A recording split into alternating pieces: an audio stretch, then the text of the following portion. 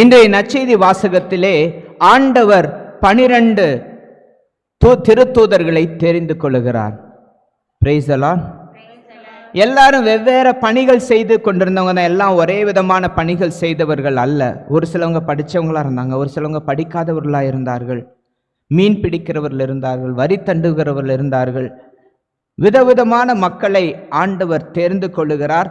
தம்முடைய திருப்பணிக்கு என்று அவர்களை தெரிந்து கொள்ளுகிறார். திருமுழுக்கு பெற்றிருக்கிற நீங்களும் நானும் கடவுளுடைய அழைப்பை இவ்வாறு தான் நாம் பெற்றிருக்கிறோமா இல்லையா? பெற்றிருக்கிறோம். அது மட்டுமா, நமக்கு ஆண்டவர் கொடுக்கக்கூடிய அரும் பெரும் பாக்கியம் என்ன தெரியுமா? இயேசு தம்மோடு நடந்த அநேகர் இருந்தாங்க. இயேசுவை பின்தொடர்ந்து வந்த மக்கள் அநேகம் பேர் இருந்தார்கள். ஒரு இடத்துல 5000 பேருக்கு மேல ஆண்கள் மட்டும் உணவு அருந்தினார்கள் என்று இறைவார்த்தை சொல்லுகிறது. அப்போ எவ்வளவு பேர் அவரை பின்தொடர்ந்திருப்பார்கள்? ஆனால் ஆண்டவர் இயேசு தம்மோடு இருக்கும்படி, தமக்கு திருப்பணி செய்யும்படி எத்தனை பேரை தெரிந்து கொண்டார்? 12 பேர். அந்த 12 பேருக்கு தான் ஒரு பாக்கியத்தை கொடுத்தார். என்ன பாக்கியம் தெரியுமா? அது கடைசி ராவுணவிலே அவர் தம்மோடு அவர்களை இணைத்து கொண்டார். திருத்தூதர் 12 திருத்தூதர்களும் அன்னை மரியாளும் அங்கு இருந்தார்கள். இன்னைக்கு திருவிருந்தில் நம்ம எல்லாருமே பங்கு கொள்ளுகிறோமா இல்லையா? பங்கு கொள்ளுகிறோம். அப்போ நீங்களும் நானும் யோசித்து பார்க்க வேண்டிய ஒரு விஷயம் என்னன்னா, எப்பேற்பட்ட பாக்கியத்தை ஆண்டவர் நமக்கு கொடுத்திருக்கிறாரா இல்லையா? இதுதான் ஆண்டவர் நமக்கு கொடுத்திருக்கிற பொக்கிஷம். நம்முடைய வாழ்விலே துன்பங்கள் வரலாம், துயரங்கள் வரலாம், வேதனைகள் வரலாம், மேடு பள்ளங்கள் இருக்கலாம். ஆனால் ஒரே ஒரு காரியத்தை மட்டும் நாம் மறந்து விடக்கூடாது. நீங்களும் நானும் அழைக்கப்பட்டவர்கள். ஆமென். பக்கத்தில் பார்த்து சொல்லுங்க, நீங்க கடவுளால் அழைக்கப்பட்டவர்கள், நீங்கள் வெளியேற பெற்றவர்கள், நீங்கள் மதிப்பு மிக்கவர்கள். நீங்க உங்களை நினைச்சிட்டு இருக்கிற மாதிரி கிடையாது. கடவுள் உங்கள் மேல அன்பு வச்சிருக்கிறார். சொல்லுங்க, கடவுள் உங்க மேல அன்பு வச்சிருக்கிறார்.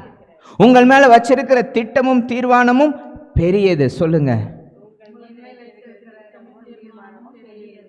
அநேக வேளைகளிலே நம்முடைய உள்ளங்கள் அன்றாட சூழ்நிலையினாலே நிரப்பப்படுகிறது. நம்ம எதுக்காக வாழ்றோம் அப்படிங்கிற அர்த்தமே இல்லாமல் ஒரு அநேக வேளைகளில் நமக்கு வாழ்க்கை போயிடுது. இவ்வளோ கஷ்டம் இருக்குது, இவ்வளோ சஞ்சலம் இருக்குது, இத்தனை பேர் நம்மளை வெறுக்கிறாங்க, இப்படிப்பட்டவங்க நம்ம பேசுகிறாங்க, என் வாழ்க்கையில் நோய் நொடிகள் இருக்குது, என் வாழ்க்கை ஒரு அற்பமான வாழ்க்கையாக இருக்குது அப்படின்னு நினைக்கிறோம். இல்லை, அது உண்மை இல்லை. ரப்பர் இருந்துச்சுன்னா அதை வச்சு கொஞ்சம் அதை அழிச்சிருங்க. ஏன் அப்படி சொன்னா, ஆண்டவர் நம் ஒவ்வொருவரையும் விலையேற பெற்றவர்களாய் ஆண்டவர் அழைத்திருக்கிறார். ஆகையால் நாம் என்ன செய்ய வேண்டும்? உள்ளூர நம்முடைய வாழ்வை சற்று ஆராய்ந்து பார்க்க வேண்டும். இன்று முதல் வாசகத்திலே இறைவாக்கினர் ஓசையா நூலிலே சொல்லுகிறார், இஸ்ரவேல் தழைத்து வளர்ந்த திராட்சை கொடி. என்னது? இஸ்ரவேலே நீ தழைத்து வளர்ந்த திராட்சை கொடி. அப்படின்னா அந்த தழைத்து வளர்ந்த திராட்சை கொடியில் அப்புறம் தொடர்ந்து பார்க்கிறோம், அது மிகுதியான கனிகளை தனக்கே தாங்கி நின்றது. ஒரு திராட்சை கொடிக்கிட்ட என்ன எதிர்பார்க்க முடியும்? பழங்கள் தான் எதிர்பார்க்க முடியும். அந்த பழங்கள் நிறைய தாங்கி இருந்துச்சு. அப்போ அந்த திராட்சை செடியில் ஏதாவது பிரச்சனை இருக்குதா? கேள்விக்கு பதில் சொல்லுங்க. கண்டிப்பா நம்ம பேசிதான் ஆகணும். திராட்சை செடியில் ஏதாவது பிரச்சனை இருக்குதா? கனிகள் இருக்குது. அதுக்கப்புறம் ஒரு விஷயம் நடக்குது பாருங்க. எவ்வளவு மிகுதியாக கனிகளை கொடுத்ததோ அவ்வளவு மிகுதியாய் பலிபீடங்களை அமைத்தது.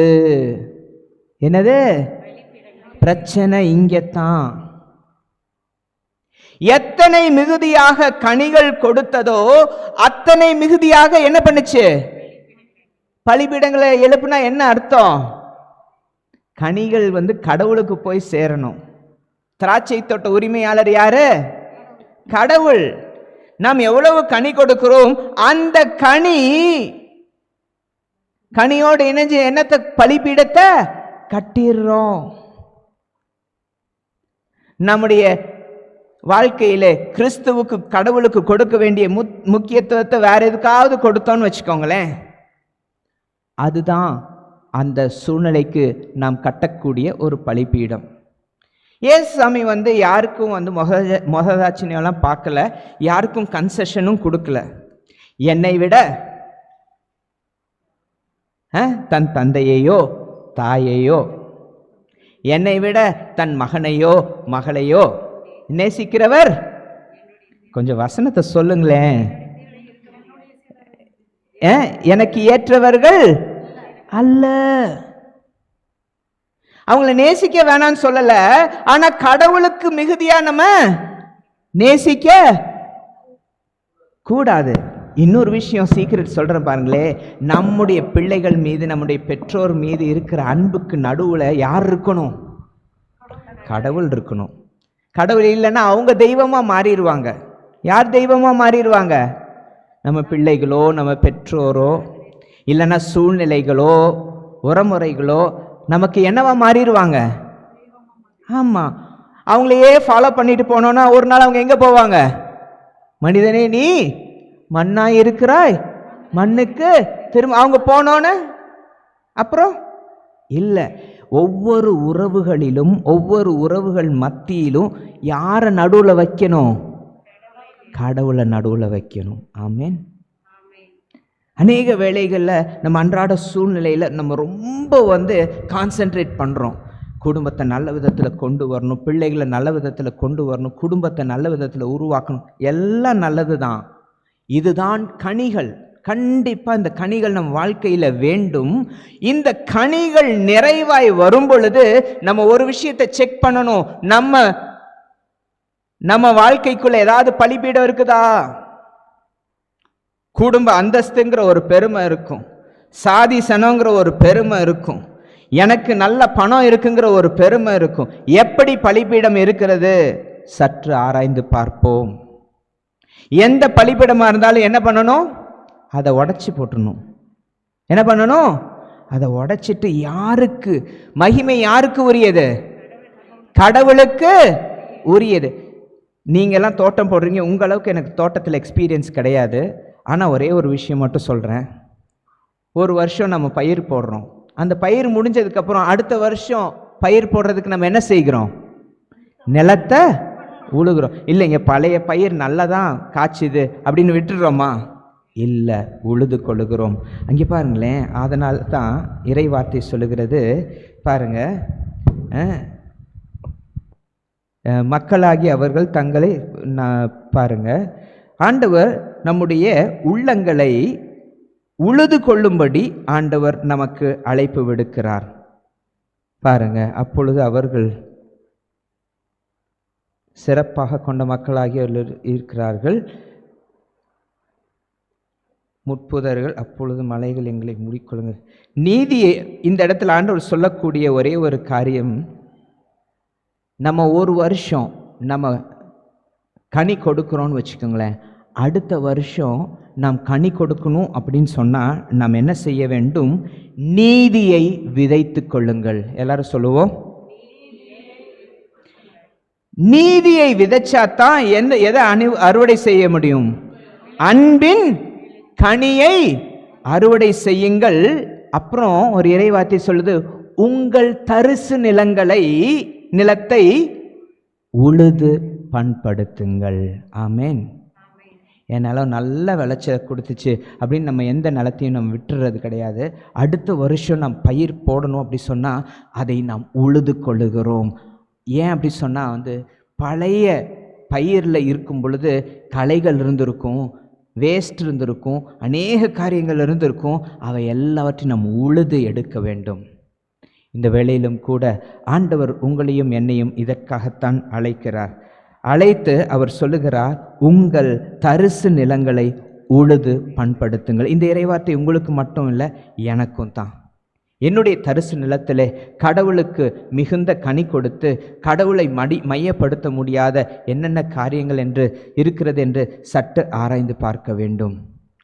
நீதி என்னும் விதையை விதைக்கும்படி நம் தரிசு நிலத்தை நாம் உழுது கொள்வோம். நீதி அப்படின்னு சொன்னா யாரை நீதிமான்னு சொல்றாங்க? புனித சூசேப்பரை என்ன சொல்றாங்க? நீதிமான் சொல்றாங்க. நம்ம மனசுக்குள்ள ஒரு நீதி வச்சிருப்போம். இறைவார்த்தை சொல்லுகிறது, நம்முடைய நீதி நியாயம் எல்லாம் அழுக்கான கந்தல். என்னது? அழுக்கான கந்தல். எனக்கு ஒன்று நீதியா இருக்கும், இன்னொருவருக்கு இன்னொன்று நீதியா இருக்கும், ஒவ்வொருவருக்கும் அவங்களுடைய பார்வையில நீதியா இருக்கும். ஆனா அந்த நீதியினுடைய ஆணிவேர் கிறிஸ்துவுக்குள்ள இருக்கணும். அதனால இந்த இடத்துல சொல்லப்படுகிறது, நீதி என்னும் விதையை விதையுங்கள். ஏதாவது ஒரு சூழ்நிலைக்காக, ஒரு காரணத்துக்காக அநீதியை குடும்பத்தில் வீட்டில் விதைச்சு வச்சிடாதீங்க. நீதியை விதைச்சா எதை அறுவடை செய்ய முடியுமா? அன்பின் கனியை அறுவடை செய்ய முடியும். ஆகையால் இந்த வேளையிலே நம்முடைய உள்ளத்தை சற்று ஆராய்ந்து பார்ப்போம். புனித சூசேப்பர் நீதிமானாய் இருந்தார். கடவுளுடைய திருவுளத்தை தம்முடைய குடும்பத்திலே அறிந்து குடும்பத்தை வழிநடத்துகிறவராய் இருந்தார். அன்னை மரியாள் கிறிஸ்துவை தம் உதரத்திலே தாங்கி இயேசுவை மையப்படுத்தினார்கள். இந்த வேளையிலே இந்த திருக்குடும்ப ஆலயத்திலே வந்திருக்கிற நம்ம ஒவ்வொருவருக்கும் ஆண்டவர் தம்முடைய வார்த்தையை கொடுத்திருக்கிறார். இந்த வார்த்தையின் வல்லமை என்னுடைய வாழ்வாய் மாற வேண்டும் என்று சொல்லி இந்த திருப்பலியிலே நாம் மன்றாடுவோம். ஒருவேளை நம்ம குறைவுள்ளவர்களாக இருந்தால் இந்த பலிபீடத்தில் இருக்கிற வண்ணமாக அர்ப்பணிப்போம். ஆண்டவரே, என்கிட்ட இந்த குறை இருக்குது, இந்த குறையை நிறைவாக மாற்றுறது உங்களால் தான் முடியும் என்று இந்த அப்பரச காணிக்கையோடு நம்முடைய வாழ்வை அர்ப்பணிக்கும் பொழுது நம்முடைய குறைவுகளை ஆண்டவர் நிறைவாய் மாற்றுவார். ஆமென்.